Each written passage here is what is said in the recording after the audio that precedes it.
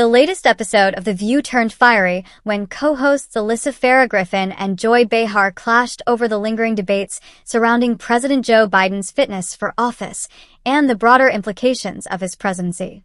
The segment, centered on Biden's recent decision to bow out of the 2024 presidential race, quickly spiraled into a heated exchange that underscored the stark ideological divide at the table and among voters across the country.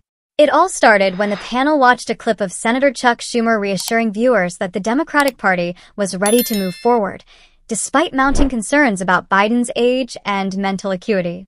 The conversation took a sharp turn when Griffin pointed to a report alleging that Biden failed to recognize George Clooney during a campaign event, a moment that symbolized, for her, just how disconnected and unfit the president may be to handle crises like war or national security threats.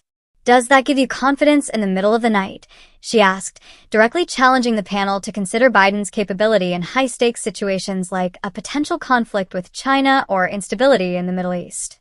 Joy Behar, known for her steadfast liberal views and sharp comebacks, fired back with a reference to the Trump administration's controversies, including the infamous scandal involving war plans being texted via Signal.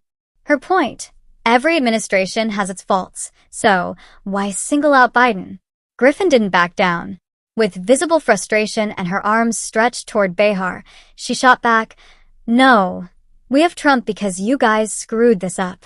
The room went silent for a moment, with a few gasps from the audience, clearly stunned by the raw honesty and accusatory tone. Behar, though rattled, kept her composure and redirected the debate by questioning whether constantly repeating Biden's flaws was helping anyone. Sunny Hostin stepped in, trying to pivot the conversation by pointing out the ongoing threats posed by Donald Trump, but tension stayed high. The debate was so charged, it eventually had to be cut short by Behar herself, who tried to diffuse the tension with a lighthearted comparison to the Real Housewives franchise, a nod to how reality TV-level dramatic things had gotten on their own talk show set. Griffin, a conservative voice among the otherwise liberal panel, has often found herself at odds with her co-hosts, particularly since the results of the 2024 election. Her frequent disagreements with Hostin have been especially notable. In one earlier episode, Hostin claimed that Kamala Harris's loss in the election was heavily influenced by racism and misogyny. Griffin challenged this interpretation, arguing that it was overly simplistic and didn't reflect the complexities of voter behavior. "The stat doesn't say, 'I'm white, I voted for Trump because of racism,'" she pointed out, pushing back against what she saw as a reductive explanation. Hostin, staying firm, reminded viewers that the stats are the stats, implying that systemic bias doesn't always announce itself plainly, shows up in outcomes and patterns. Interestingly, even Biden himself has addressed some of these concerns in a recent appearance on The View. Reflecting on Harris's loss, he acknowledged that while he believes she's highly qualified to lead, her defeat was largely driven by a sexist and racially biased narrative. "They went the sexist route," he said, clearly frustrated with how identity politics played out during the campaign. "She's a woman.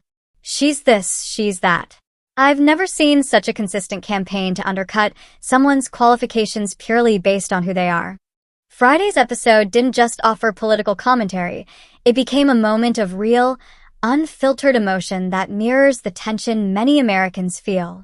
The heated exchange between Griffin and Behar wasn't just about Biden or Trump. It reflected deeper frustrations about how both parties have handled leadership, accountability, and public trust. Whether you agree with Griffin's take or not, her candor struck a nerve, and her challenge to the panel reminded viewers that even among allies, the conversation around the future of American leadership is far from settled.